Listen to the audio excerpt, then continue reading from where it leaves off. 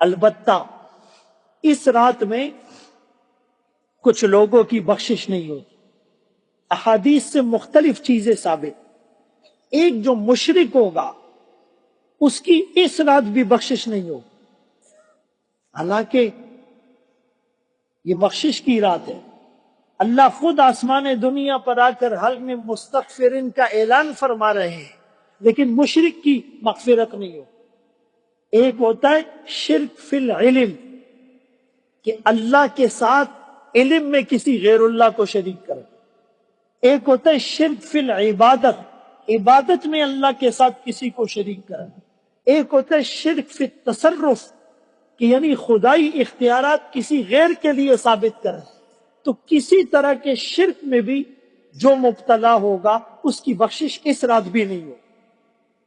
دوسری بات، والدین کا جو نافرمان ہو اس کی بخشش بھی نہیں ہو. تیسرا، مدمن و خمر، ہر وقت کثرت سے شراب پینے والا، اس کی بخشش بھی نہیں ہو. چوتھا، کسی انسان کو ناحق قتل کرنے والا، اس کی بخشش بھی نہیں ہو. اور پانچواں ایک جگہ پر کہا زنا کرنے والا، اس کی بخشش بھی نہیں ہو. چھٹا ایک جگہ فرمایا شلوار ٹخنوں سے نیچے لٹکانے والا، اس کی بخشش بھی نہیں ہوگی. اور ساتواں، جس کے دل میں مسلمان کے لیے حسد اور بغض ہو. آٹھواں، جو رشتہ داریوں کو ختم کرنے والا ہو.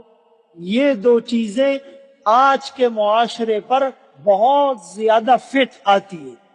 اچھے خاصے دیندار، اچھے خاصے عبادت گزار، اچھے خاصے تہجد گزار، لیکن ان کا دل حسد، کینہ اور بغض سے بھرا ہوا. رشتہ دار ان سے ناراض اور نالاں ہے. کسی کا اخلاق اچھا نہیں، کسی کی گفتار اچھی نہیں، کسی کا لین دین اچھا نہیں، کسی کے اندر تکبر ہے، وہ دوسروں کو حقیر سمجھ رہا ہے. کوئی حسد کی بیماری میں مبتلا ہے اور رشتے کٹتے چلے جا رہے ہیں. قیامت کے دن اس رشتہ داری کو وجود ملے گا اور یہ کہے گی اللہ جس نے مجھے جوڑا آپ اسے جوڑ دیجیے، اور جس نے مجھے توڑا آپ اسے توڑ دیجیے.